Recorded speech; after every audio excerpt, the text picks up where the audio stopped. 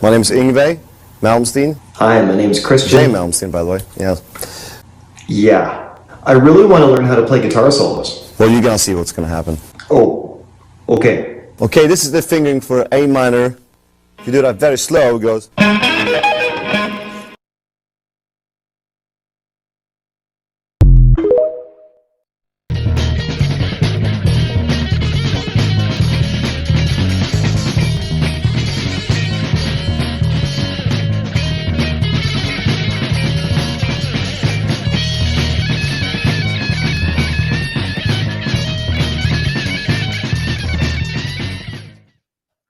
And welcome to another edition of Guitar Tales. My name is Dave Cohen. I am getting help tonight because I need help tonight. So our publicist extraordinaire, Scott Guitarmacist Engel, will be co-hosting with me in a minute. We have a really fun show, and it's sort of born out of the fact that I apparently have this tendency of saying that's funny. So many times that Scott's made it a drinking game. So we have a legit guitar player, musician, TV star, comedian on the show. Don Jamieson is our guest tonight, probably most famous among many, many, many things he's done in his amazing career. That Metal Show, which is groundbreaking. I think it was on for about 15 years on VH1. Just an amazing show. He is a musician. He is open for amazing musicians in his lifetime, and he is a phenomenal comedian. So why don't we try to get both of you guys to slide in at once here? Woo! Ooh, with the magic of television. Ooh, we came at the same time. You did. And right on cue, his dog's going to start barking. I know. I'm holding him by his leash. Why right does now. That dog cause me to do so much editing to the show? You have no idea He does. how hard it is to isolate a bark and take it out of the show. I actually gave him gummies the last show, and all that did was rile him up even more. Like there's actually, it's legit, marijuana for dogs that I got. And doesn't do anything to him. Next time, I used to do it to my friend's dog in college. Just blow bong hits on him for like an hour. He'll relax. The fog. Yeah, it's craziness. So we have Scott here. I know you and Scott are good friends, and Scott's depth of knowledge in the world of metal is far greater than mine. Mine's like, but Scott's is that. I got my Kramer USA Neptune Kramer guitar. Yeah, but Dave, your whole background is music, man. It is. And I did this for you. I got a Rick Derringer album back here for you. Got Guess Who? I don't know who Main Horse is, but I found it in my album collection. I don't even know who Main Horse is. I don't either. We got a little Aerosmith. I love the fact that you have, you're like, that's like my place. Like, I have vinyl on the wall. I have guitars on the wall. That to me, those are, guitars are instruments to be played, but they're also beautiful artwork. In my hallway, I have a 1943 acoustic guitar. I was driving down south in Pennington. It had to be 500 yards away. I look, and there's a garage sale, and I saw an old acoustic guitar, and I just almost skidded out, did a U-turn, drove up to the place, and I said, "What do you want for it?" He says, $25. And it's gorgeous. It's, it's about yay thick. It's got double F holes and all that. Totally unplayable, though, right? Unplayable. So the guy I bought it from said, if you invest $500 in it, it'll be worth $500. Yeah. So I bought it for $25, and it hangs on my It does wall. look cool. It's a cool looking guitar. I hate when people say I'm not going to lie, but I'm not going to lie. Yeah. It's a very good guitar. And Scott, the whole time you were saying that, he was counting the dog barks. Oh my God! Yeah, poor Scott. He has to deal with it. I roll. I'm like, yeah, I know. Use your mute button, and Don and I will talk. And then right now I'm drinking a little Guinness in our Noise Network mug. Very nice. Erin, Scott's wife, always complains because I slurp into the microphone. That's part of my issue. He's a terrible. VH1 Classic would have thrown his ass out the front door. It's true. We artists, we're very temperamental. Our minimal production value that we had, we would not have tolerated slurping. No, and I do slurp. Yeah. It's even worse when I slurp out of a nice wine glass, which I'll do with my pinky out. One of the funniest drinking on the set moments on that Metal Show was we had Marilyn Manson on, and he shows up annihilated drunk at like 11 in the morning. We're taping at noon. and he's literally drinking from a bottle of his own absinthe.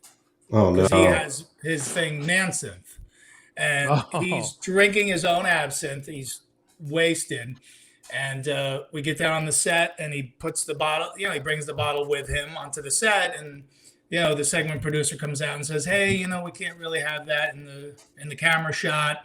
Can we get you a cup for that?" And he goes, "Yeah, no problem." So the PA comes over with a styrofoam coffee cup and puts it down on the table, and he pours the absinthe in it, and the whole thing disintegrated instantly. Well, they say absinthe it has some weird qualities about it. It's a hallucinogen, isn't it? Yeah. Yeah, that's exactly what Marilyn Manson needs, more hallucinogens. Yeah, that's right. That's right. He's a walking hallucinogen. He is. Right, but Scott, the thing was, like, I always tell people, he's not a guy I would like to hang out with on a Friday night, but, he's a rock star, and I'd rather have the real Manson than shiny, happy Manson come on the show, and that's how he is. So yeah, come on. I mean, it was it was like herding cats with him. It was like babysitting a 5-year-old with ADD. But at the end of the day, you want the real guy coming out there. So for better, for worse, that's what it was. But they always used to say, "Oh, does David Lee Roth, is he really drinking the Jack Daniels, or is that iced tea or whatever?" And the same thing with Manson. I was like, I wonder if that's real. Oh, that's funny. When that coffee cup disintegrated, I go, "Oh no, that's funny." Imagine your stomach. Oh, we have to drink. I said that's funny. Yeah. Sorry. Maybe this is a bad idea having me on the show with you. I'm just gonna. But that's a great story, though. It is. I was actually lucky enough to be at a taping of that Metal Show. I will sometime I will never forget. And Steve Vai was one of the guests, and Tommy Lee was supposed to be the other guest. And I don't remember why he didn't show up, but it was sort of a really last minute thing, and they were really scrambling around. And all of a sudden, they got Jamie Chasta to come on from Hatebreed, and I'm like, what the hell is he going to talk? He's no offense, he's no Tommy Lee, but he was fantastic guest. Yeah, Jamie. Jamie was a friend of me and Jim's from before that Metal Show days. So right. And we really wanted to have Jamie on the show, but they were like, "No, we got to keep it in that classic, genre of metal." Which then, of course, after, we did 14 seasons of it, we broadened out more and more as we did it, because you can't just have the same 12 guests on. You can't have Ace Frehley on every week. You can't have same with this show. So we branched out from everywhere from Johan from Amon Amarth, Viking death metal, to Hard and Styx on the show. And to me, that was always the coolest thing about the show, because we also used to pair people up that you wouldn't think naturally pair it up, like Vinnie Paul, God rest his soul, from Pantera, with the guys from Styx, or Corey Taylor from Slipknot. With Night Ranger, those were always the fun shows. Bunch of guys, it always felt like you're just sitting in somebody's living room, and it did look like our living room, which was brilliant. Yeah, a bunch of guys sitting around and just bullshitting about classic rock and heavy metal and stuff, and it's so absorbing. Yeah, and it's funny. Who would I just saw there was a metal band on Stern recently, and Miley Cyrus sang with them. Was it Metallica? I think she sang with Metallica. Maybe. And there was a complete sort of comfort level, more than the persona would have otherwise suggested, where different genres, they get along just fine, you know? Yeah, I mean, I think it's funny, like everybody, if you're looking to make like a great living, like, don't get into metal, man, because it's not, unless you're Metallica or unless you're Iron Maiden, who can still sell out arenas and stadiums around the world. It's just not, it's tough. It's a tough business. Look how long it took some of those bands to get traction and make money. Yeah. Years and but years. But it's so funny that people like Miley Cyrus or Lady Gaga, who are just multi-millionaires, beyond comprehension, they want to be metalheads and they want to be rockers, because I know with all this talk where they say, "Oh, rock is dead" and all this stuff, but it's not. It's still there's still that perception of coolness with hard rock and metal. It's still there. For a lot of people. Even though the Rock and Roll Hall of Fame doesn't really induct too many rock bands anymore, but don't get me started. We could do an hour on that alone.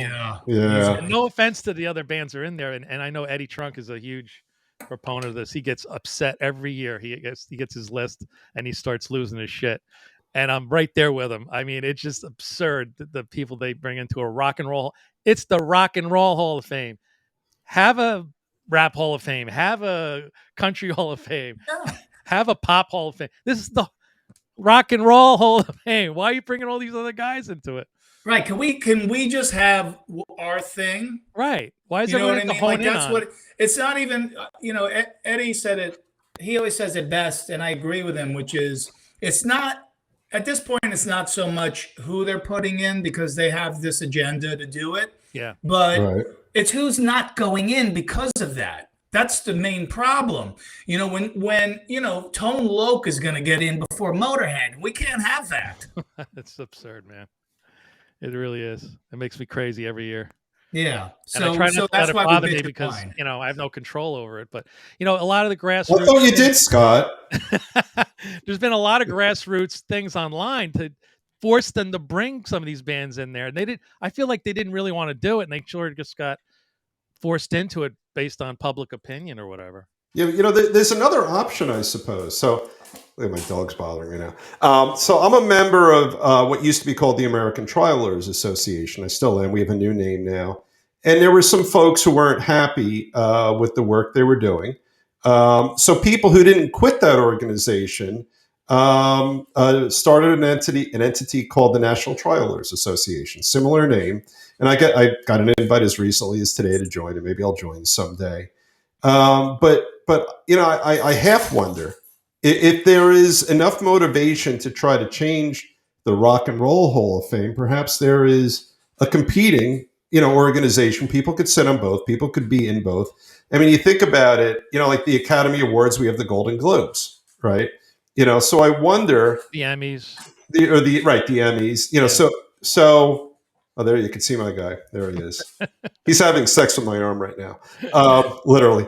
But I'm so jealous. But I wonder if there could be a competing organization that would satisfy that need. That could have a similar name.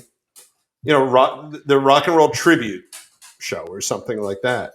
Well, they did. There is a heavy metal Hall of Fame that some people created, and but then I hear metalheads complain. Well, it's not a real thing or whatever. But right. So there's some you can't have it both ways. This is either our Hall of Fame or it's not. It kind of reminds me of Miss America and Miss Universe. You know what I mean? Yeah. Like Miss America is the iconic thing. Yeah. And Miss Universe was like, all right. Yeah. How many pageants do we need? Talking about hot shit. That's true. Yeah. How many Hall of Fames do we need talking about rock and roll? It should be the Rock and Roll Hall of Fame. End of story. Period. That's it. Yeah, I took a tour there a few years back before COVID, and they were very nice and they were cool. And actually, up on the wall they have that metal show up on the wall there. Nice. Oh, really? Yeah, because they're gonna do a section for music TV shows. So they're going to start inducting music TV shows. I'm sure, like Don Kirshner will be the first one. Oh, that would be great. Yeah, people like that. So maybe we'll actually get in there. But, I we're think allowed to criticize. I think that metal show is important. I do. I think historically it's an important show. It's every bit as important as any other music show that's on television. And you know what? When it was on, there were no really other great music shows, at least that I was interested in. Maybe in the early days of MTV, you had like Night Flight and stuff like that. Oh, Headbangers Ball, yeah. Or Headbangers Ball. I remember that. Yep. Yeah. Which I worked on Headbangers Ball when I was a young strapping man in my early 20s, and I didn't know that. That's cool. So I was. That he was once a young strapping man. I was once a young. I'm an old, way less strapping man. Yeah. I don't strap like I used to. Yeah. No, none of us do. Yeah, but back then, and so I've known Ricky Rackman since 19 like 89. Wow. And I, Ricky and I have stayed in touch all these years. And, he's like, DJ, he goes, man, to this day, of all the things I've done in my career and cutting my hair and having different looks and doing NASCAR and doing, UFC and things like that, commentating and all that. He goes, the thing that people still come up to me the most about is Headbangers Ball. I go, yeah, because the fans of the music that we love are so dedicated and they're so loyal.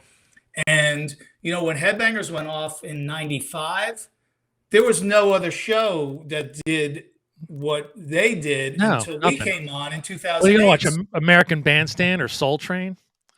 Well, that's for their that kind of music. Those guys, we want our stuff. You watch Soul Train. If you like Dimash, you watch our shit. Right. But the point was, I go, Ricky, there was 13 years where rock didn't have any presence on TV between you and then me, and Eddie and Jim, of course. So, when that Metal Show went off the air, I said, I hope it's not 13 years for whoever the next people are that'll carry the torch. Because, the rock scene, again, rock is dead. It's like, no, not if we support it and we give it a home and a place for these people to come on and plug their stuff and let people know they're still out there, introduce new bands and all that stuff. Absolutely. I mean, Dave, you could vouch for this. I mean, we've had young rock artists like Mariah from Plush.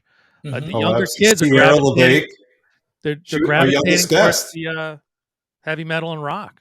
So we've had a lot of talks on the show about it. Like Pete Townsend talked about it, and 78, 79 rock is dead. I think it's getting assimilated. I think it's a smaller piece of the musical pie than it was when the three of us were growing up.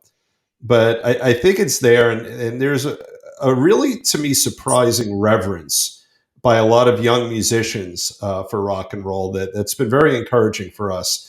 Scott mentioned we have Mariah Formica, fantastic band Plush. They're working hard and they're doing it the right way. They're playing shows, they're getting out there, they record music, then they support it by playing live, and it's been fantastic. We have this young woman, Sierra LeVake. I think she was 16 when we had her on the show, maybe 15. Yeah. And all rock. She's pure rock. Her teacher's Bumblefoot. Oh, okay, cool. Yeah. Who I was blown away when we'll talk about that story when I saw Don's live videotaping and Bumblefoot was there wailing away on his double neck guitar and one of the necks was fretless. I was like, I'm going home to burn my guitars. I'll see you out there. It's crazy. He was terrific. But it is I think it's not dead, but I think it's different now. I think it's very different. I think it's smaller and at the same time important. Yeah. It's just crazy, because I make a living as a stand-up comic, but I got really, dragged into this world that I was always in as a fan. So for the worlds to collide in such a crazy way, it's like still amazing to me because, back when I was, growing up, here in Jersey and going to see my favorite bands like Judas Priest or Iron Maiden or whoever, and camping out for tickets. What's that? Camping out for tickets. That's right. Yeah. Or no Ticketron. You sit on you got sleeping outside the record store. Yeah. And and then would never thinking like, how could I, I would never think, how would I ever meet these people? How could I ever get backstage or any of this stuff? And now, these worlds that I love so much, that I've loved since I was a kid have collided, and it's the perfect world that I live in because I love comedy so much. I always have, loved music and obviously rock music my whole life. My first two albums were George Carlin, Occupation Fool, and Kiss Destroyer. Oh, look at that. That's great. I was actually going to ask who your favorite comic icons are. Would George Carlin be one of your God, yeah. Rushmore of comics? I used to listen to it on my Radio Shack tape recorder, with the one little earbud in. Yeah. Because I did, I was 12, so I couldn't have my parents, I was listening to 7 Dirty Words and all that stuff. Right. I didn't want them to know I was listening to this, but I was listening to Carlin. I was listening to Cheech and Chong, Richard Pryor. So, and then, later Dice, who's my favorite comedian of all time, I did 10 years on the road with him. So, so for me, it's like, I love being a part of this world, but I'm still a fan of both. I'm still a fan of comedy. I'm still a fan of hard rock and heavy metal. And even though I'm friends with so many people in both genres, I'm still in awe of people's talents. But it's interesting. There's so like Jim Brewer comes to mind. And then I even thought of these days, look at Jack Black, he's a phenomenal singer and musician. He's a great actor. And he's funny as hell. Yeah. And I think those worlds connect pretty nicely when you think about it. I feel like I have a lot of friends that are comics, including Don, and I have a lot of friends that are musicians. And when I get into a situation where I'm at what I say to my wife, a regular party, where I don't have my people there, and people are talking about, well, Dave is starting medical school this year, and we had to find him a laptop, and I'm like, let's talk about rock music. Let's talk about something cool. That's. Yeah. Because I know I never feel like I get together. It's flawless. We laugh. We make each other laugh. We commiserate about our stupid jets. Yeah, and that's the thing. Like, I never feel like the adult in the room when I'm like talking. When I'm in a room full of people and they're talking like what Scott just said, I'm just like, I feel like I'm 15 years old again. Let's debate which album's better, Kiss Destroyer or Rock and Roll Over. I don't know from your kids and laptops and all this shit. And even if I did, I'm not that interested in it. Right. I'm interested in my worlds. But yeah, it's all good, man. It's crazy that, because I thought when I started making some money at stand-up, I go, man, that'd be amazing if I could somehow get my world of music into the mix somehow, some way. And, Jim and Eddie and I meeting up and, creating that metal show, that was it, man. And let's talk a little bit about that, because selfishly, Scott and I are interested. But when you're starting at sort of the real ground level, you guys don't have juice yet. You have a little bit of juice because you've already achieved some success. But what was it like in the beginning, convincing people who had notoriety in the world of music to come on your show, selling your show? Back then you had you couldn't do what we're doing here. You had to actually sell your show to someone to convince them to put on. How were those early days? Well, so the street cred that we had at the beginning was really because of Eddie Trunk. And, right. At that point, almost 30 years in radio. So he really had cultivated all these great relationships. So that's what really got us kickstarted big time, because we had Geddy Lee and Alex Lifeson on our first season of the show. Wow. When we didn't even know what the hell we were doing, and didn't know if it was ever going to last. So that really helped out in the beginning.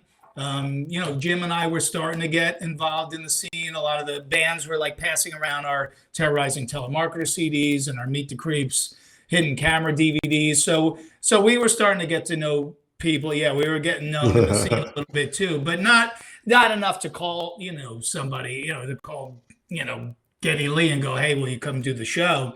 But the funny thing about getting the show on the air was, Eddie's whole background was in radio, right? And he was hosting for some VH1 classic stuff, but they were looking for a long form show. Now at this point, Jim and I had both probably done a dozen TV pilots that never got picked up. Okay, but you make money, so that was cool. But after a while, you're like, this didn't get. Oh, so you were able to sell, not just create, but you sold pilots. We just got hired to I did a gardening show, I did a home show, I did a game show. I did every kind of pilot. Okay. And like I said, it kept me going in those early days because you can make an okay payday on hosting a pilot. But after a while, you're like, they're basically paying me to stay off television because they're not picking any of my shows up.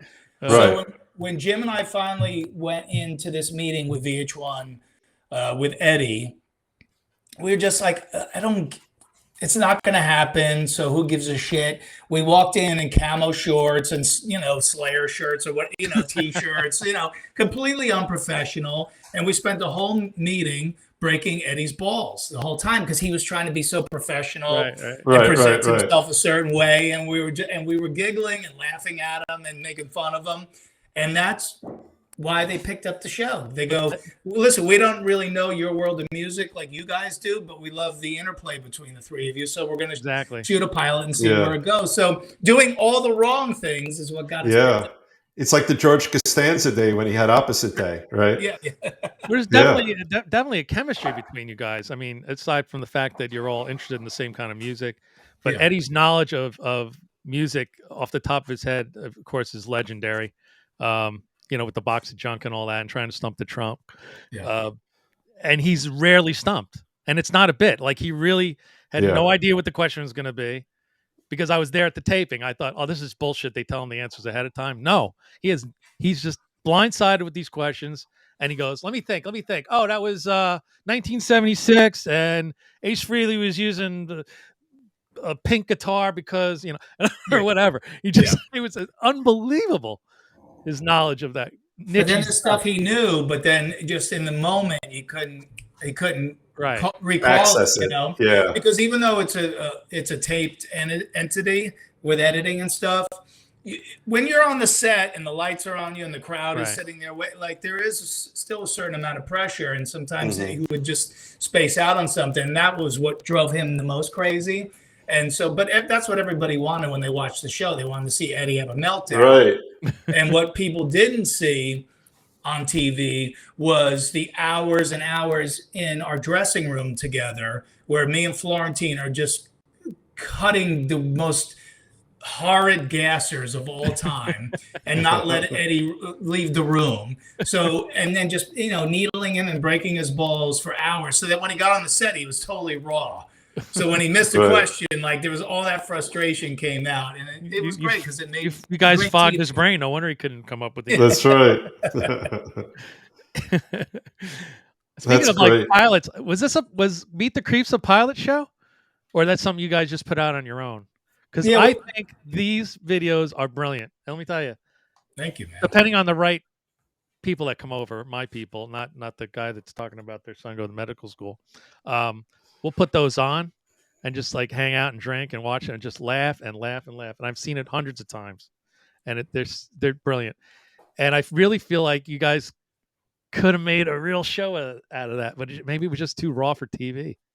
We did actually end up doing a pilot after we did, I think, two volumes of those DVDs.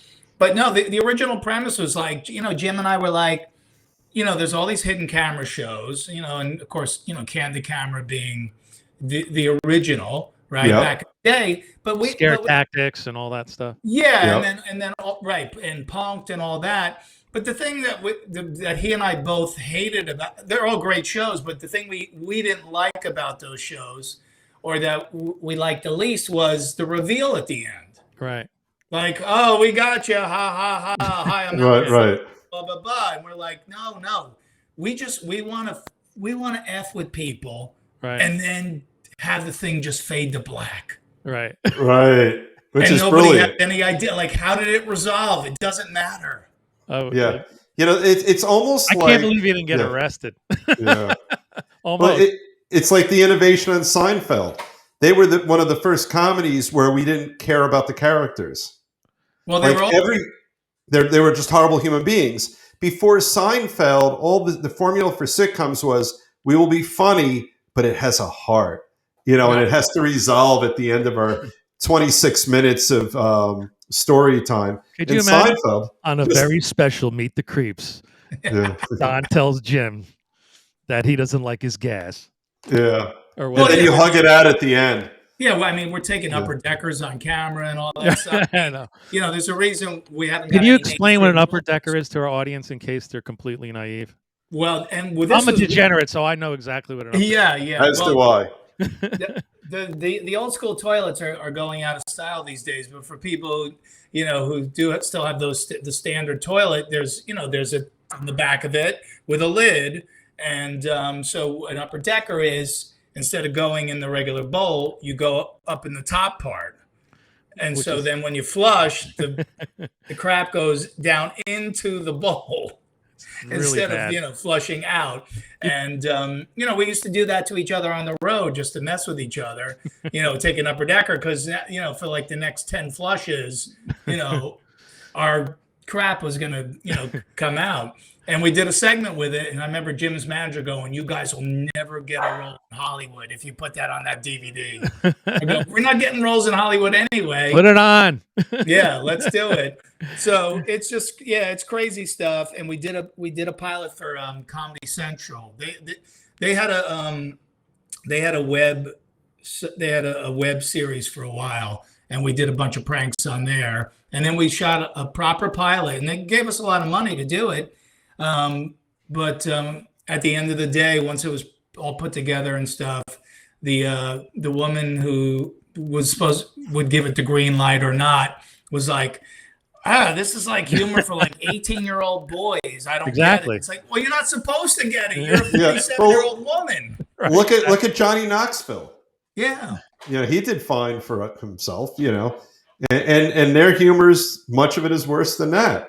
Or better, or whatever you might want to call it. But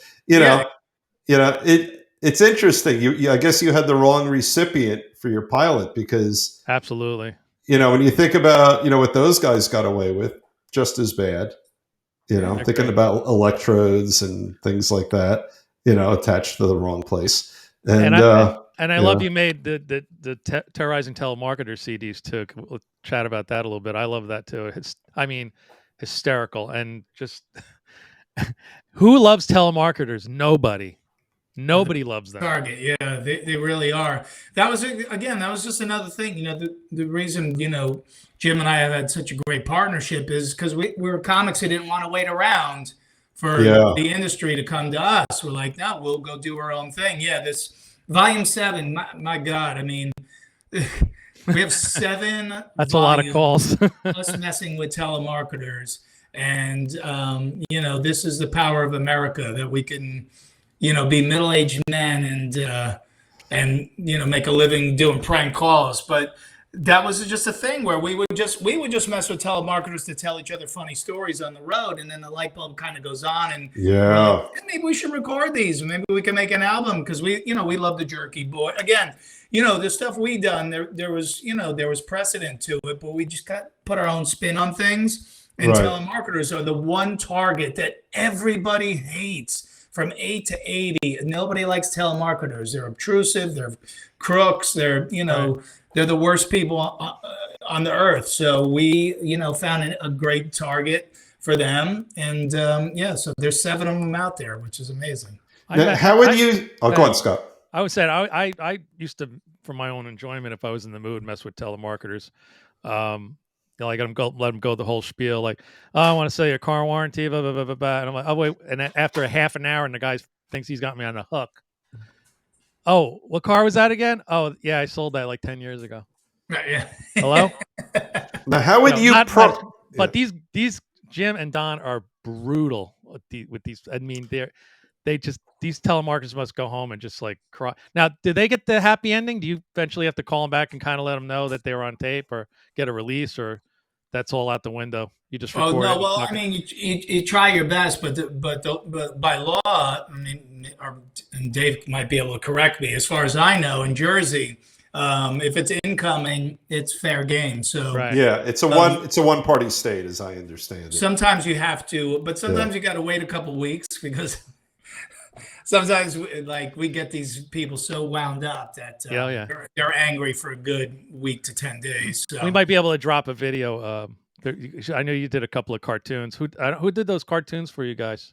So some fans, helped us and put together some animation to some of our calls, which was they took the audio and made some animation to it, and it's just great. Don's like a telephone guy on a pole and butting in. I don't want to give away the bit, but maybe. Now, how would you get them? So, in other words, unless you're sitting by your phone all day waiting for a telemarketer, would you proactively be able to call them, or was this only you guys receiving the calls? Yep, all incoming, man. So it is. It's like a band going into a studio. Jim and I just sit around, at his house. He's got a phone line dedicated to it. Like he's got a hard line, a home line that he doesn't ever use, except Right.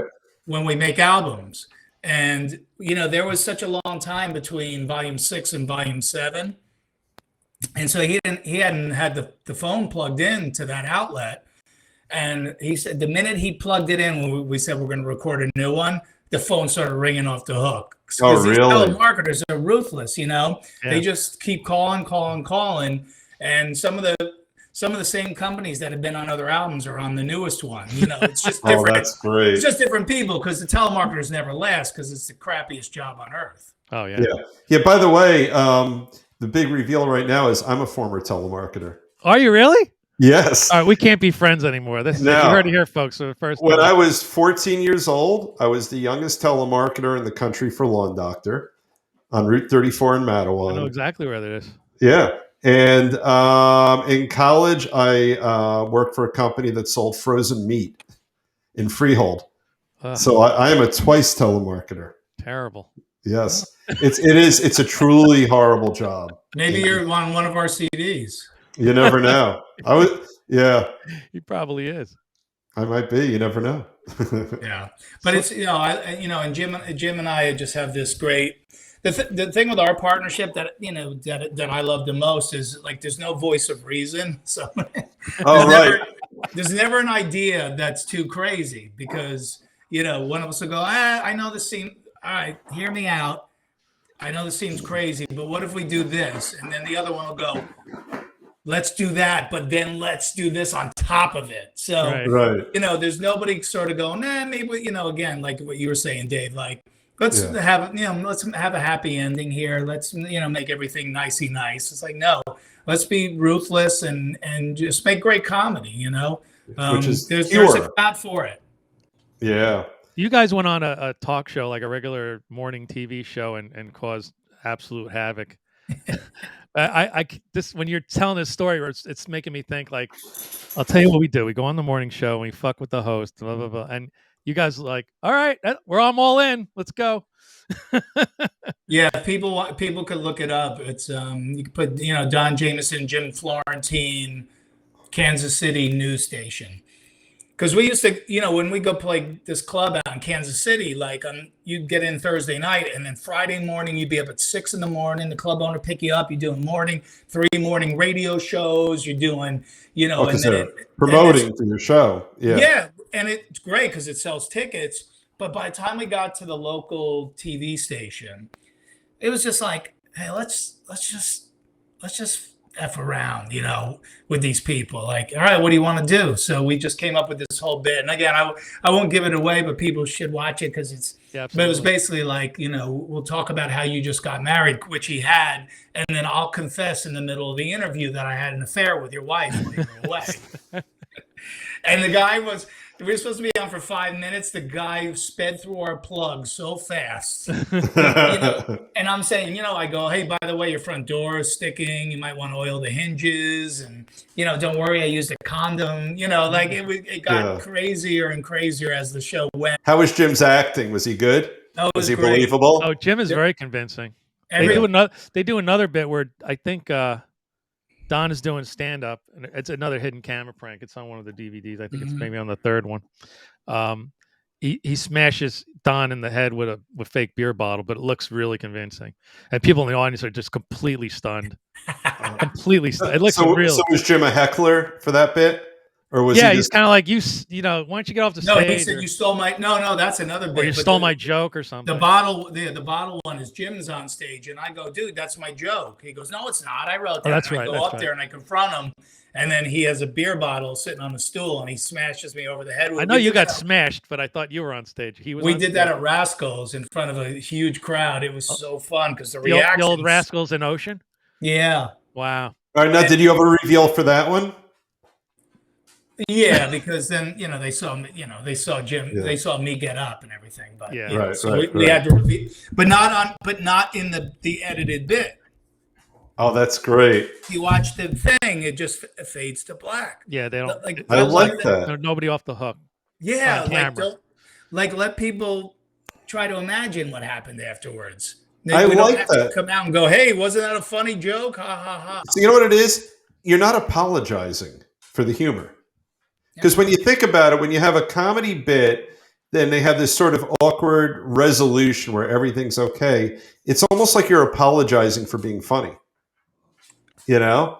Yeah, and almost yeah. I listen. Like I said, I love Impractical Jokers. Yeah. Punked. I thought was really funny. Like a lot of these shows, they're great. And Candid Camera, of course, when I was a kid, for people who Yeah. don't remember Candid Camera, but that was such a great show. But Jim and I just, we have, like I said, there's no voice of reason. We both have Yeah. a dark edge to us, and I think it's been great, especially now coming into the modern age with comedy where people are apologizing for jokes and stuff like that, and we never did and we never will. So Good. we have our crowds, thank God, who know what to expect when they come to see us. Right. If you're triggered by shit, stay home. You don't have to come out. So I'm glad we never apologized our whole career, and we're not about to start now. Exactly. I like that. What do you have a nightmare gig that comes to mind? I mean, we all have. I mean, I've got my nightmare gig. I know you must have tons of stories. Um, just the sheer fact that you've opened up at festivals and stuff with like a gazillion people out there who want to hear heavy metal or want to hear Ozzy or whoever you're opening up for, and then you come out there and tell dick jokes. I mean, there's got to be some resistance, right?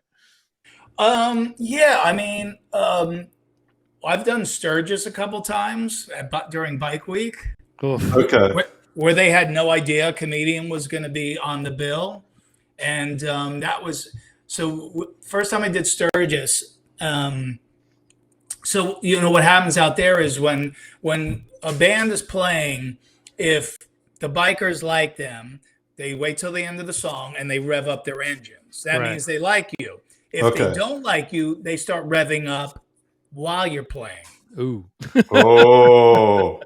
So we were playing this place called Kickstands. It was a foreigner tribute band, me and the band Faster Pussycat, who I was out on tour with for a couple months that summer.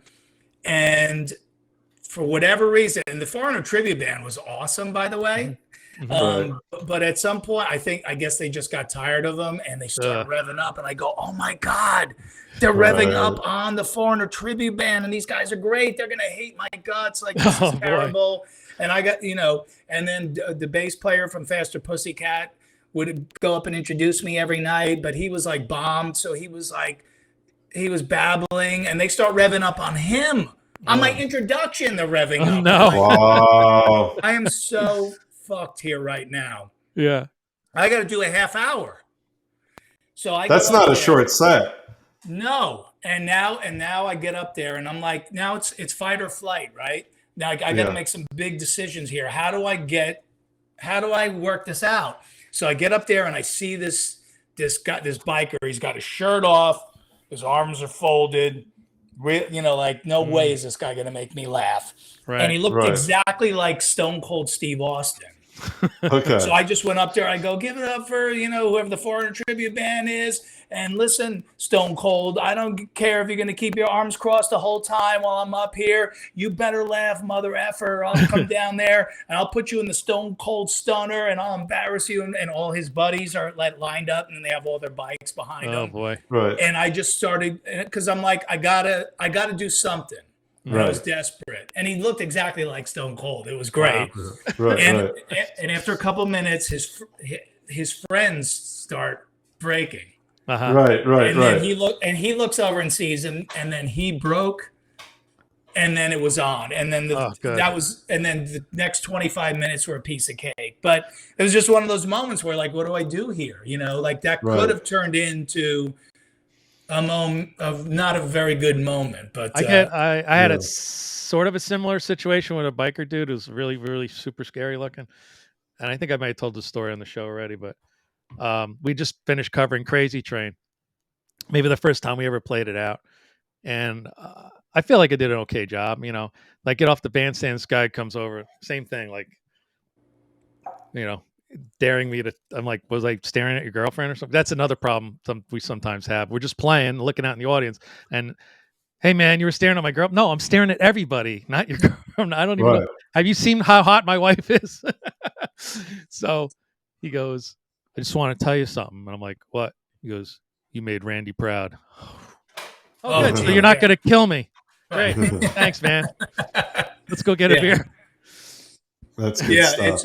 It's the thing about comedy and music, I think, too, in a lot of respects is, there's still bad days, and those are the days that keep you kind of humble, when you start feeling good about yourself. There's always an audience waiting around the corner to take you down a few pegs. So yeah, it's true. You got to stay hungry, Now, how do you? I have one experience only. Literally, I was starting to tell Scott before we went on. I'm probably a teenager, young adult. I went to the Garden State Arts Center to see George Benson, of all people. And George Wallace opened for him. Great comedian. Yeah. And the energy that the audience had brought to watch music and listen to music is so different than the energy to listen to a comedian. How do you get your audience to make that pivot for you? Because it's such a different kind of energy. And I think that's what makes your job so hard. When we're not there to think about anything. We're there to just, to soak in the vibe, and to either dance or shout with the music or whatever it is. But comedy is asking us to think and then asking for our response. So it's and we have to listen. We have to be quiet enough to hear you, So how do you do that? Because that's impressive. Well, now you got me nervous. I think not thinking about it is how I do it. That might be the way to go. Right. I just say yes to the gig and then I figure out how to do it afterwards. But you're right on all those things. But too, I think audiences are definitely more open-minded these days. They they're definitely more open to some variety. And I have a decent recognition factor in the rock world. So it's not so weird that I'm up there. That makes sense. Right. And, for me, I look at it like I'm an opening band. And you could hang in here and watch, or you could go out to the bar or go outside and smoke or what do, you have rock and roll sensibility about you. And then when I do the opening for bands, it's all music related. It's all about bands. Okay, that makes sense. And all that. Right. So if you stay, I'm going to keep it all in that family. Gotcha. So it's not weird where I'm going to go, oh yeah, so my wife, or whatever. Yeah. So in other words, you wouldn't want Milton Berle opening for Pantera. No, right. Well, I wouldn't want to open for them either. That's too extreme, those crowds. Yeah. But I try to find the right pairings too. That's important. Yeah, that makes sense. I always say, please put it on the poster, the flyer for the show. Right. So they know what to expect. Featuring the rock and roll comedy of Don Jamieson or however you want to phrase it. There you go. So I try to make it as foolproof as I can. Right. But, for me, when I do regular nightclubs, I'll do some rock material, but, not everybody's into it. So, I can kind of feel it out. Sometimes I do more, sometimes I do less. But I could work in front of an 80-year-old crowd. I could work in front of a 20-year-old crowd. I could work in front of a rock crowd or not.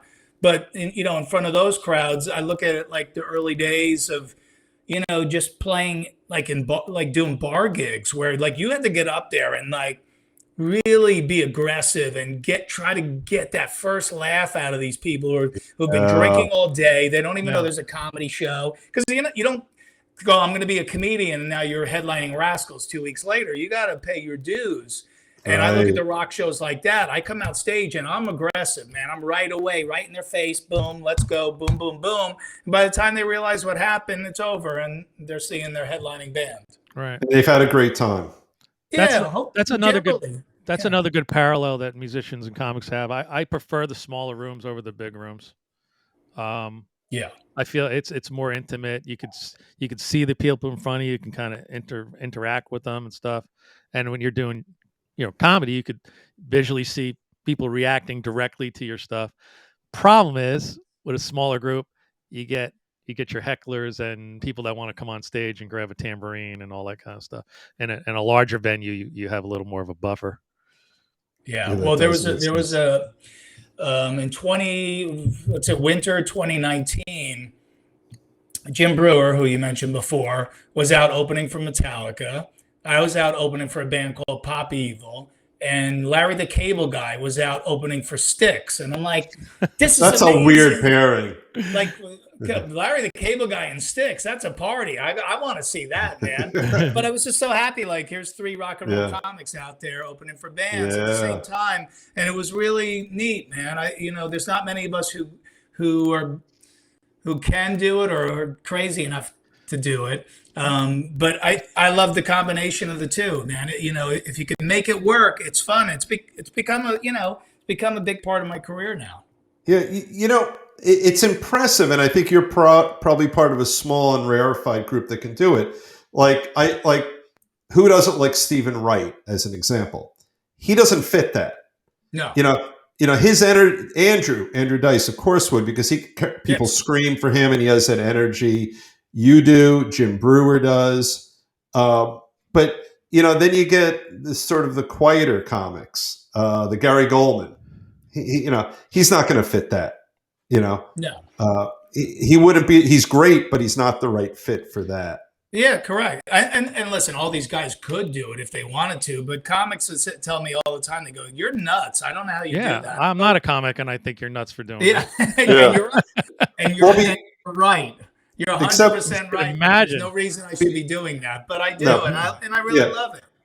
That's Before great. you came on, when Scott and I were talking privately, he didn't say for doing that. He was just saying you're nuts, privately to me. I think all my comedian friends are a little bit crazy, and I think it was Gilbert Gottfried, the late Gilbert Gottfried, who said, comics are kind of like a clam; they have a little irritation in them to make that pearl, and if they don't have that irritation, I like that. There's no magic, Yeah. That's really cool. Yeah, I mean, most of my closest friends, I don't trust anybody who doesn't have a little rage in them, Yeah. Mm-hmm. But you figure out how to contain it and turn it into your, what you do on stage, which is super important. Right. Yeah. So I know that last night you were at McSorley's and you were sufficiently tempered in your conduct that you could be here with us tonight. Tell us a little bit about that. I've had some drinks there myself back in the past, but what was going on there? Man, it's crazy. I've been going to McSorley's, with a buddy of mine for probably 30 years now. It's McSorley's, for people who've never been there in New York City. It's the second oldest pub in New York. Abe Lincoln drank in there. It's literally been around that long, so that's perfect for my jokes. Well, that's it. I'm going. If Abe Lincoln drank there, I'm I was supposed to be there last night. I had to work. Damn it. They have the chair. They still have the cherry set in there. And really? And it's all New York history on the walls. It's such a visually captivating place. And we were sitting in there one day on a Sunday afternoon, day drinking, me and my friends, and I was thinking about, it's time to make another album. And I said, we're sitting there, I go, I should just do it here.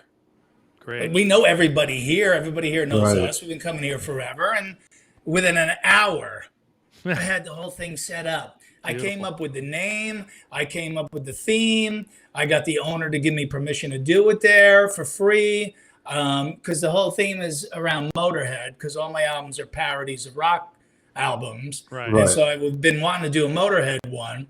So I was like, No Sleep Till McSorley's, which is it's going to be called. And Motorhead had No Sleep Till Hammersmith. And I do my albums with Metal Blade Records, but my contract had ran out on my last one. So I literally emailed them from McSorley's and said, I'm assuming you want to put out my next album. I'm locking it down right now to do it here at McSorley's and blah, blah, blah. And they wrote back, absolutely, we want to do another record with you. That's great. Then I texted Phil Campbell, who's the guitar player in Motorhead, and asked him to play the guitar intro, and he recorded one for me. I emailed Motorhead's manager, Todd Singerman, who's a good friend of mine, and I said, could I use the artwork from No Sleep Till Hammersmith and put myself in it? And can I use the Motorhead font? He goes, whatever you want, Don. You can take it and use it. And so all these worlds just perfectly collided, all in an hour while day drinking. See that? And Yeah. that Let was me tell probably you something, back in kids. like That's April. Don Jamieson's world. Don't drink and try to put together a Don't- comedy record. And last night was the culmination of it. You know, I was going to do it back in June, but we ended up putting it off, which I'm glad we did, and did it last night. And it was packed, and everybody there had. I think everyone had a really great time. I know I did. It's going to be an awesome special, and it was exactly what I wanted it to be. You know, it was just perfect, man. It was, you know, it's the whole vibe of, yeah, we're in an old Irish pub drinking kind of vibe to it, man. And I'm just so excited now. I'm not excited to have to now screen all the footage and listen to myself tell jokes, because that's horrifying. But I'll put up a QR code of your last DVD, Hellbent for Laughter, which I was. That was a couple albums ago, but yeah, was it? Oh, I got it did wrong. that one in Uncle Vinny's in Point Pleasant, which is my home club. Right. Yeah. Gotcha. And then you want to talk a little bit about the book you did too, which has a place in my house here. We cool. Look at it all the time. It's it's near the throne. It's called "You Might Be a Metalhead." Well, you can read the whole book while taking a dump. I mean, literally. That's what I loved about it. It's well, I saw Jeff Foxworthy. You know, obviously he started the "You Might Be a Redneck" thing. Right. Yeah. And his book was 72 pages long. So I'm like, great. Lots of cartoons, lots of pictures. You beat him. You know. So the fellow that did it with you, Joe Bartnick. Yeah. What was his contribution? Did he do the artwork or the jokes or? No, Joe came. I was really happy. Joe came by McSorley's last night. Oh, cool. For the Late Show. Joe's an old comic friend of mine. He's a huge, rocker, metalhead from back in the days. Originally from Pittsburgh, but he lives in Los Angeles now. He's got a special out right now that's beyond phenomenal. But yeah, Joe and I wrote these jokes in the vein of "You might be a redneck if," but instead "You might be a metalhead if." I like that. Yeah, it's fun. It's just a fun joke book. Mike Morse, a comedian from Jersey, did the illustrations for it. So, Mike did the illustration. Okay, I thought maybe Joe was the illustrator, and you did all the. No, Joe and I wrote all the jokes together. Okay, gotcha. And it's funny. It's funny as hell. It's great. And you know what? I after reading it on the throne the other day, I am a metalhead for sure. Definitely. So you 100%. Definitely are a metalhead. I'm even wearing my Motley Crue T-shirt, for Christ's sake. Yeah. I got my Go to Bed with Motorhead shirt on. I was wondering what you were wearing. We're gonna put up your QR code for donjameson.com, which has all the tour dates and information and stuff that's coming up. And also, of course, We Love That Rocks, which you can only find on YouTube, correct, at this point? Just YouTube? Yeah. Yep. Jim and Eddie and I getting into the modern age, the people who brought you that metal show. Right. So grateful for people to this day who still say, "Hey, could it ever come back? Could it ever come back?" And like, well, we're doing this new thing because everyone said, "Well, do it on YouTube, do it on YouTube." But there's a trick, as you guys know, to monetizing. Mm-hmm. Shows on the internet or social media or whatever. I got a check for $9 the other day. $9. We're three old bastards. So we ended up meeting these young guys who were fans of that metal show who said, "Hey, listen, we produce social media. That's what we do. And we know how to monetize it for you guys and get it up and running and do your social media and all that stuff." And so we've been doing it on there. And I think we're doing episode 20 this week, and it's been great. We've had Corey Taylor on, and we've had, Sammy Hagar and Michael Anthony and David Coverdale and real high-end guests. And my boy Brad Gillis, he's my favorite. I love Brad Gillis. Oh my God, there's nobody more fun than Brad Gillis. The guy. I mean, I've had. Remember, he brought up a great point. He was talking about like I kind of made the whammy bar tricks my thing. And back when I was listening to him, everybody was listening to Eddie and Randy Rhoads and stuff. And I'm like, I like this guy, Brad Gillis. I like the idea that you can mess around with that wiggle stick and get some really cool sounds. And I sort of made that my little adventure when I first started playing guitar. to say, hey, look what I can do, and you can't. You know. Yeah, and Brad really gave a really cool. Yeah, it got a little guitar geeky for some people, but he really, because he cites all his influences and how he got to be using the whammy bar, but he made it his own thing, which was cool, Right. So, but Brad's a great guy.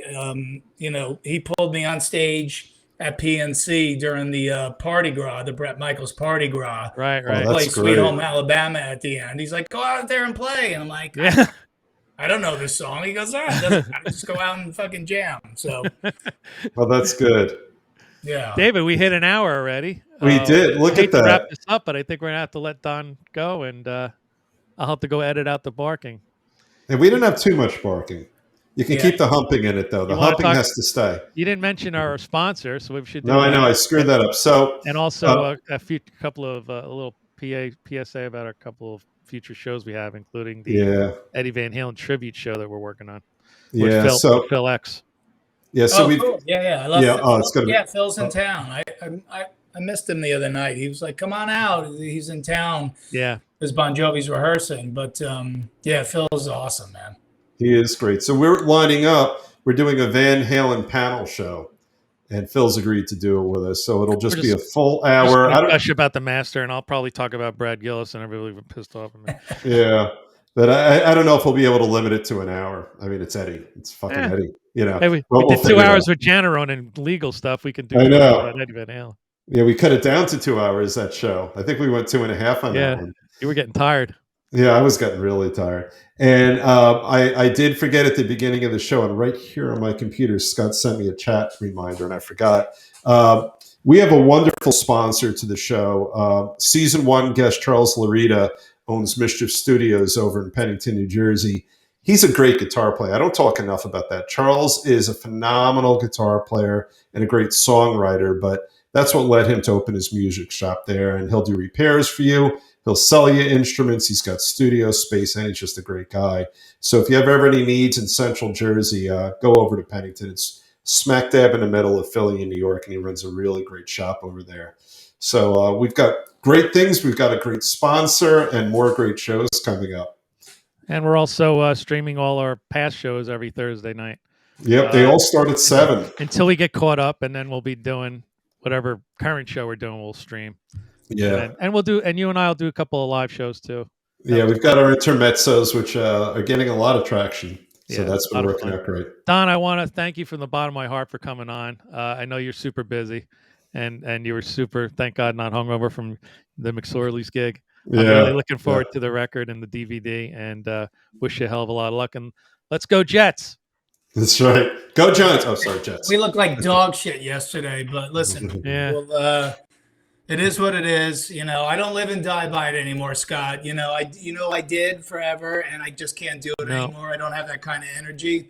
But I got sucked in as a young child watching the Brady Bunch and seeing Joe Namath do Noxema commercials. And I thought, that's going to be my team. That guy's so cool. Look at the fur coat. Look at the chicks he's getting. Yeah. Even when I was 12 years old, I'm like, that's my team. And then he disappointed me from 1969. That's it. Till now. Every single year. Well, maybe some year it'll happen.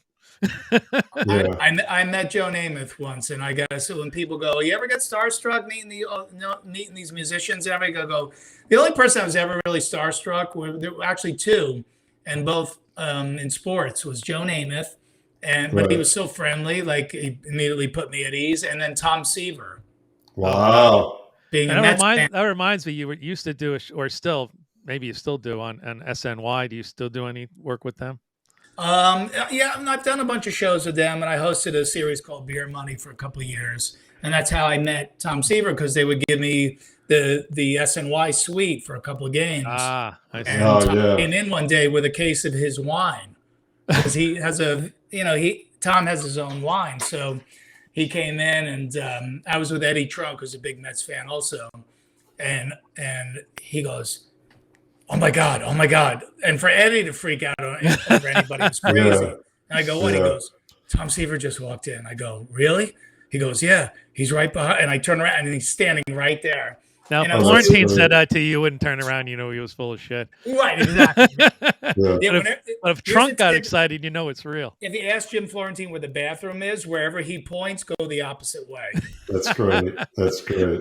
But You know, Tom was so sorry. nice, and it was, it's great when you meet these people who are your idols, and they're really cool. Yeah, right. I was having my romantic dinner for my 10-year anniversary with my wife at Brando's in Asbury Park, and they have the TVs in there, and we're enjoying a nice romantic dinner and staring each other's eyes, and I look up, and who do I see on television? Don Jamieson. Cock blocker. Boy, you ruined the whole thing. I started staring at him instead of my wife. I don't know what happened. Anyway, That's again, funny. Don, thanks again for coming on. We What a appreciate great it. show. Yeah. And Thank you, guys. we'll see you guys soon, and make sure you check out That Rocks. That's right. YouTube. Yeah. That's right. A lot of fun. Thank you, guys. I really Thank you appreciate much. We'll have Phil X take us out since he's a metal guy, and That's we'll see you right. next time. Guitar Tales. All right, take care. Hey man, it's Phil X, and you're watching Guitar Tales with Dave Cohen. And Guitar Tales, guitar tales. Like, what else do you need, right? Guitar. We're geeks, nerds, gear, inspirations, positive vibes. Look out.